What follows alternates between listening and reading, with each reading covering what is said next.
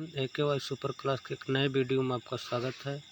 इस वीडियो में लाए गए प्रश्न जो है UGC नेट से रिलेटेड हैं, जो UGC नेट एग्ज़ाम में पूछे गए हैं और यह जो है एक प्रकार का मॉडल प्रश्न पत्र है। ठीक है, मॉडल पेपर है।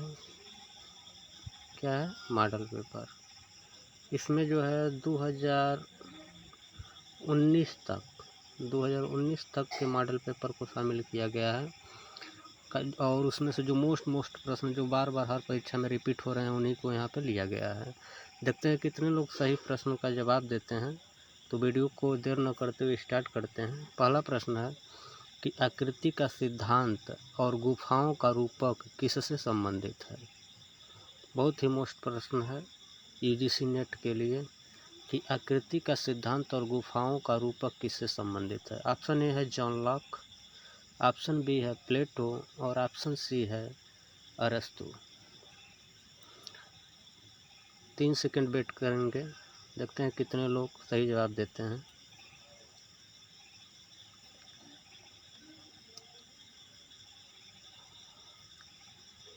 तो जी हाँ, इसका सही जवाब होगा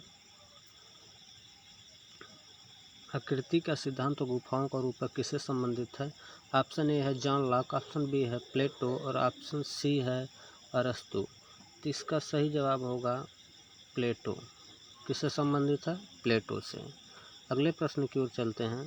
प्रश्न है कि निम्नलिखित स्वतंत्रता में से किसका उल्लेख रूजवेल्ट ने नहीं किया था। किसने नहीं किया था? रूजवेल्ट ने। ऑप्शन ए है शोषण के विरुद्ध स्वतंत्रता, ऑप्शन बी भय से स्वतंत्रता और ऑप्शन सी उपासना की स्वतंत्रता। तो देखिए, ये रूजवेल्ट जो है इन्होंने भय से स्वतंत्रता का उल्लेख किया है और उपासना की स्वतंत्रता का भी उल्लेख किया है। तो यहाँ पूछा जा रहा है कि नहीं किया था। क्या कह रहा है? नहीं किया था। तो option A is correct answer. क्या आंसर होगा? ऑप्शन ए, यानी कि रूजवेल्ट ने शोषण के विरुद्ध स्वतंत्रता नहीं दिया था। अगले प्रश्न की ओर चलते हैं। प्रश्न है निम्न में से किस आधार पर न्यायपालिका द्वारा उत्प्रेषण याचिका जारी की जा सकती है। बहुत ही मोस्ट प्रश्न है। किसकी बात की जा रही है? उत्प्रेषण याचिका। ऑप्शन ए क्षेत्राधिकार की कमी, ऑप्शन बी क्षेत्राधिकार की अधिकता और उपरोक्त दोनों। तो इसका सही विकल्प होगा option C is correct answer. क्षेत्राधिकार की कमी में और क्षेत्राधिकार की अधिकता में दोनों टाइम में उत्प्रेषण याचिका जारी की जाती है। अगले प्रश्न की ओर चलते हैं। प्रश्न है संस्कृतिकरण शब्द की रचना किसने की थी। इस शब्द की रचना किसने की थी, यह बात पूछा जा रहा है। Option A Plato, option B MP Mukherjee और ऑप्शन सी MN श्रीनिवासन। इसका सही जवाब क्या होगा? तो इसका सही जवाब होगा option C MN Srinivasan is correct answer. ठीक है, वीडियो को बहुत शॉर्ट करेंगे, लंबा नहीं खींचेंगे। अगला प्रश्न, एक साथ 2 प्रश्न। निम्न में कौन सा कबीर से संबंधित नहीं है। ऑप्शन ए भक्ति, ऑप्शन ए बेगमपुर और ऑप्शन सी पंचवाड़ी। तो यहाँ पे पूछा जा रहा है कि कौन कबीर से संबंधित नहीं है। देखिएगा, UGC नेट के प्रश्नों में इसी तरह के खेल ज़्यादा होते हैं और अमूमन गलती कर देता है स्टूडेंट। तो option A is correct, B भी करेक्ट, यानी कि यह 2 चीज़ें जो हैं यह कबीर से रिलेटेड हैं। बेगमपुर का इससे संबंध नहीं है। तो इस हिसाब से बी इज करेक्ट आंसर, यानी कि बेगमपुर का संबंध जो है कबीरदास जी से नहीं है। ठीक उसके नीचे आपको प्रश्न दिख रहा है किसने अपने न्याय सिद्धांत में उपयोगितावाद की निंदा की थी। बहुत ही महत्वपूर्ण प्रश्न है।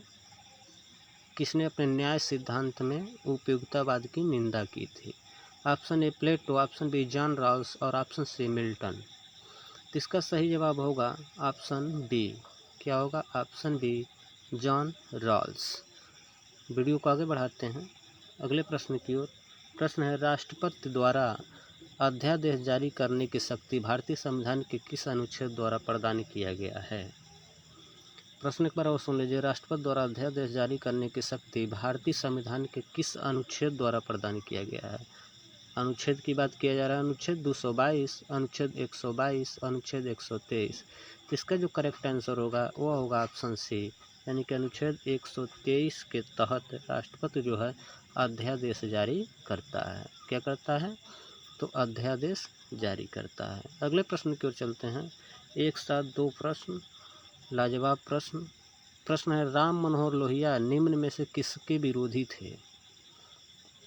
क्या पूछा जा रहा है? राम मनोहर लोहिया निम्न में से किसके विरोधी थे? ऑप्शन ए साम्यवाद, ऑप्शन बी पूंजीवाद और ऑप्शन सी उपरोक्त दोनों। तो इसका सही जवाब होगा ऑप्शन सी, यानी कि उपरोक्त दोनों। राम मनोहर लोहिया साम्यवाद के भी विरोधी थे या नहीं चाहते थे, पूंजीवाद के भी विरोधी थे। तो आपके विकल्प में ऑप्शन सी दिया है जो दोनों की बात करता है, इस हिसाब से आपका आंसर सी विकल्प जो है सही होता है। इसी के साथ नीचे आपके स्लाइड पे एक प्रश्न और दिख रहा है। प्रश्न है, भारत संयुक्त राष्ट्र मानवाधिकार परिषद का सदस्य कब बना? किस देश की बात किया जा रहा है? भारत की। भारत संयुक्त राष्ट्र मानवाधिकार परिषद का सदस्य कब बना? ऑप्शन ए है 1 जून 2019, ऑप्शन बी 1 जनवरी 2019 और ऑप्शन सी 1 जनवरी 1900। इसका सही जवाब जो होगा वो होगा ऑप्शन बी 1 जनवरी 2019। इम्पोर्टेंट प्रश्न है, इम्पोर्टेंट लगा लीजिएगा। अगले प्रश्न की ओर चलते हैं। प्रश्न है, किस वर्ष रविंद्रनाथ टैगोर ने नाइटहुड की उपाधि का त्याग कर दिया था? किस वर्ष रविंद्रनाथ टैगोर ने नाइटहुड की उपाधि का त्याग कर दिया था? ऑप्शन ए 1924, ऑप्शन बी 1935 और ऑप्शन सी 1919। तो 5 सेकंड का वेट करते हैं, देखते हैं कितने लोगों का जवाब सही आ रहा है। काफ़ी इम्पोर्टेंट प्रश्न है यह, जो हर एक को जानना चाहिए जो पॉलिटिक्स का स्टूडेंट है। तो इसका सही जवाब अधिकतर लोगों का आ रहा है सही, option C is correct answer. 1919 में जलियांवाला बाग हत्याकांड के विरोध में जलियांवाला बाग हत्याकांड के बाद जो है रविंद्रनाथ टैगोर ने नाइटहुड की उपाधि जो अंग्रेजों द्वारा दिया गया था उसका उन्होंने त्याग दिया। इसके स्लाइड पर ठीक नीचे आपको एक बहुत ही मोस्ट प्रश्न दिख रहा है, ठीक है, ए वाला। निम्न में से किस घटना ने पेरियार को नास्तिक बनाया? ठीक है, ऑप्शन ए समाज में भेदभाव के कारण, ऑप्शन बी काशी तीर्थ यात्रा की घटना और ऑप्शन सी आत्मसम्मान आंदोलन में। तो इसका सही जवाब मैं बता देता हूँ। इसका सही जवाब होगा ऑप्शन बी काशी तीर्थ यात्रा की घटना। ठीक है, क्योंकि काशी तीर्थ यात्रा की घटना क्या हुआ था, पेरियार जो है घर से जब खदेड़ दिए गए, निकाल दिए गए, तो यह घूम रहे थे, यह काशी की यात्रा पर गए हुए थे। ठीक है, कहाँ गए? काशी। तो यहाँ पर इनको बहुत ज़ोर से भूख लगी थी, लेकिन रूल यह था कि मंदिरों में जो भोजन बनता था उस भोजन को केवल ब्राह्मण ही सेवन कर सकता था। तो यह विचारधारा जो है पेरियार को बहुत बुरा लगा। उसके बाद जो है यह पूरे जीवन नास्तिक बन के रहे। ठीक है, किसी भी देवी देवता को यह नहीं मानते थे। तो काशी तीर्थ यात्रा की घटना ने इनके जीवन में बहुत बड़ा परिवर्तन कर दिया और इनको नास्तिक बना दिया। क्या बना दिया? नास्तिक बना दिया। ठीक है, नास्तिक बना दिया। अगले प्रश्न की ओर चलते हैं। प्रश्नों की श्रृंखला यहीं पर समाप्त होती है। वीडियो कैसे लगी कमेंट में ज़रूर बताइएगा। जय हिंद, जय भारत।